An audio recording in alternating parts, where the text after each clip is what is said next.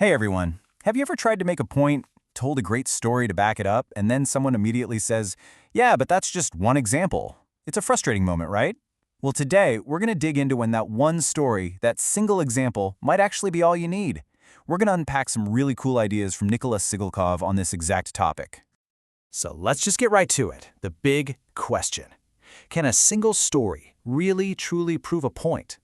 When you tell a story to make your case, and someone hits you with that just one example line, are they always right?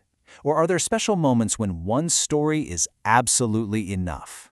You know, for anyone trying to communicate a new idea, a researcher, a writer, really, any of us, using a single case study can feel like you're fighting this constant uphill battle.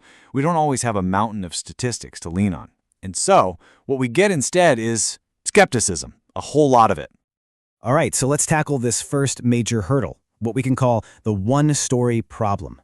It's that immediate, almost gut reaction people have to dismiss a single example as, just an anecdote. This quote just nails that skepticism perfectly. Imagine you've discovered something absolutely mind-blowing, and the response you get is, cool story, but it's just one pig. It really gets to the heart of how we often misunderstand the power of certain kinds of proof. So how in the world do you get past that kind of thinking? Well, there's this fantastic thought experiment from neurologist V.S. Ramachandran that just completely turns the whole small sample size argument on its head. We're going to call it the talking pig exception. Okay, really picture this. A pig, a literal pig, walks into your living room. You snap your fingers and it starts talking. I don't mean oinking, I mean speaking in full, clear sentences.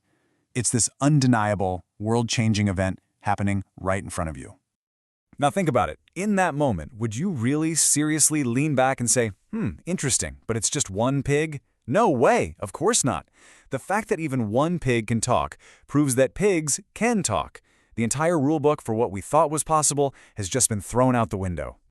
And that is the whole point. When you encounter something so extraordinary, something so completely outside of what we know, a single case isn't just powerful, it's proof. It's an existence proof. You don't need 100 talking pigs. One is enough. Now, a talking pig is a fun idea, but this principle isn't just hypothetical. It has shaped real science for a long, long time. And one of the most famous real-world examples is the incredible and kind of tragic story of a man named Phineas Gage. So way back in 1848, Phineas Gage was a railroad foreman, and a freak explosion sent this massive iron rod shooting right through his head. Incredibly, he survived, but he wasn't the same person. The man who was once responsible and well-liked became impulsive, profane, and totally unreliable. This one, single, horrifying accident gave science its first real clue that specific parts of our brain, the frontal lobes, are tied to our personality. Now, a modern skeptic might look at the story of Phineas Gage and say this. They'd argue, well, he's not an average person. He's not representative. And you know what? They would be 100% right. But that's the entire point. Phineas Gage wasn't meant to be representative. Scientists studied him precisely because he was so unique. His uniqueness wasn't a flaw in the research, it was the entire reason for it. It was a feature, not a bug. It opened up a window into the human brain that studying 1,000 normal people never could have. Okay, so this is all great if you happen to stumble across a talking pig or a guy with an iron rod through his skull. But let's be real, what about the rest of us? Most of the time, the examples we're using to make a point aren't nearly that dramatic or self-evident. So this brings us to a really important fork in the road. There are basically two ways to use a single example. Path 1 is the special case, the talking pig. Here, just describing what happened is the entire point. It stands on its own. But on Path 2, with a normal case, the story can't do all the work by itself. It has to serve a bigger idea to be convincing. So if you're on Path 2, how do you make that normal, everyday case feel powerful? Well, the great news is there's a framework for that. We're going to open up a 3-part toolkit that shows you how to take a regular example and use it to build a really solid argument. Here it is. The 3 tools in your kit are motivate, inspire, and illustrate. Think of these as the 3 different jobs your story can do to support your main point. Let's break down each one. First up, motivate.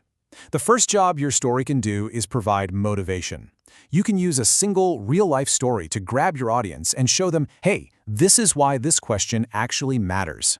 It makes a big, abstract idea feel urgent and real. Or it can be a powerful counterexample that pokes a hole in a theory everyone else just accepts. Next up, inspire. A great case study can be an incredible source of inspiration.